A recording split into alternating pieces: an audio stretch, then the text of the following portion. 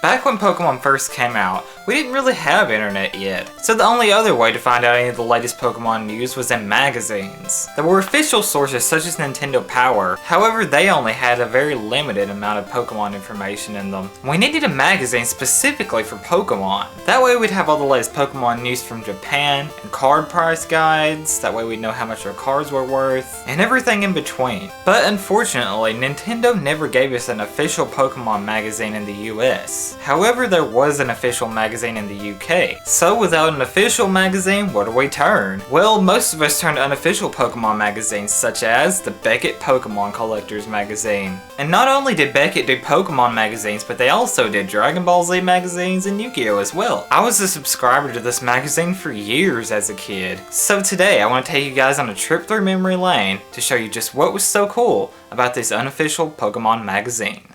To start off, the covers were always really exciting to see. You never knew which Pokemon was going to be on the cover of this month's magazine, and a lot of the covers looked really awesome with the unofficial fan art. However, some of them just looked plain weird, like this Mew as a skateboarder. It looks like it would be part of a freaky fan fiction or something. The holiday covers were always my favorites, especially the Christmas ones, as well as the Halloween ones where you have the Pokemon all dressed up in costumes. When you first open the magazine, you find the latest information on the newest Pokemon cards, along with the pricing guide of what each card was worth at the time, as well as a list with all of the Pokemon cards from the latest booster sets. I remember going through these as a kid and checking off all the cards that I had collected from the different booster sets. They also had a cool little section where kids could send in their fan art. They actually had some pretty good art in it. But then again, another funny section that I always enjoyed looking at was the fun cards section, where people would make parody Pokemon cards and send them in. Like this I Can't Believe It's Not Butterfree, Porygon, and the Pokemon previously known as Tentacoolio. And if you think I'm kidding, just look at the Pokemon power.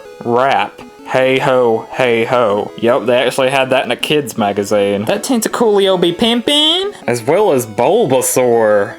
Get it? Because it's a bulb and Bulbasaur. Yeah. There's Spearow, the bad. There's also a Bill Clinton trainer card. Take 2 votes. But it should say take 2 blowjobs. And of course, just like any Pokemon magazine, it had official Pokemon merchandise advertising in it. This one advertises Pokemon marbles, which I actually collected a lot of these as a kid. But I never had this attached to my waist. Thank God. I remember seeing these things in the stores and flea markets, but they only had really crappy cards in them. Advertisements for America Online. You guys remember that, right? They also had a section in the magazine known as the Airmail section, where fans would write in different questions and the editors would answer them. So, let's read a few, shall we? Pokemon is here to stay. I've been into Pokemon for a year, and it seems to be getting more popular as new products come out. There have been a lot of crazes in the past few years, such as Beanie Babies and Furbies. I remember those. I hope Pokemon stays popular for a long time. Do you think it will? We think Pokemon is going to be around for a long time. Other toys don't even come close to the Pokemon phenomenon. People of all ages get into different aspects of Pokemon, whether it's the Game Boy games, gaming cards, trading cards, Pokemon toys, comic books, cartoons, or stickers. Pokemon has been the top-rated children's cartoon in Japan since 1995, before coming to the United States in September of 1998. And how right is he? Pokemon's still popular to this day. Trying to catch Zapdos. I found a Zapdos in the power plant. I couldn't catch it with my Ultra Ball, only on my Master Ball. Is it possible to catch Zapdos with an Ultra Ball? I guess they didn't know that it was possible to catch a legendary Pokemon with a Pokeball as well. I have a Meowth with a gold border instead of yellow. It doesn't look fake, and I can't see through the other side. Is this a real card? The card that you're describing is the Betty Crocker Pokemon Rolls Fruit Snacks. This card was randomly inserted into the boxes of the snacks. For more information, please check out our price guide. There's also another section in the magazine called Pokekidmon Scrapbook, where fans could send in pictures of themselves to the magazines to show off how big of a Pokemon fan they were.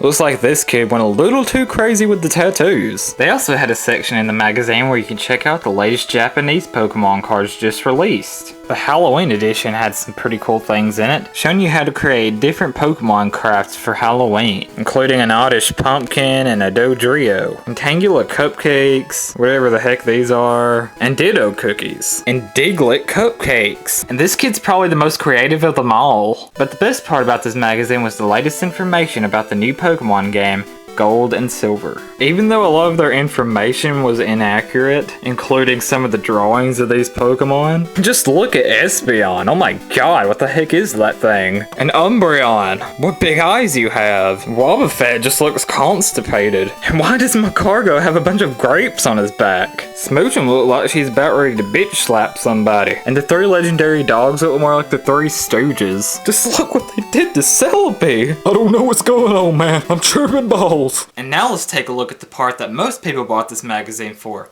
The Pokemon Price Guide. The Pokemon Price Guide was used to find out just exactly how much all of your Pokemon cards were worth. This price guide was used by almost every card shop in the US at the time, even though a lot of these prices were very inaccurate. $20 for a Pinsir Holo? Seriously? If all of the old Pokemon cards were actually worth this much, I'd be rich. As I still own a lot of my old Pokemon cards from back in the day when I was a kid. But not only did they have price guides for Pokemon cards, but they also had price guides for the Pokemon comics, Burger King toys, and a lot of other miscellaneous things. At the end of each magazine, you could always look forward to looking at the awesome art on the back. This one of Charizard in particular is one of my favorites. I mean, just look at all the detail they put into it. Pikachu for president.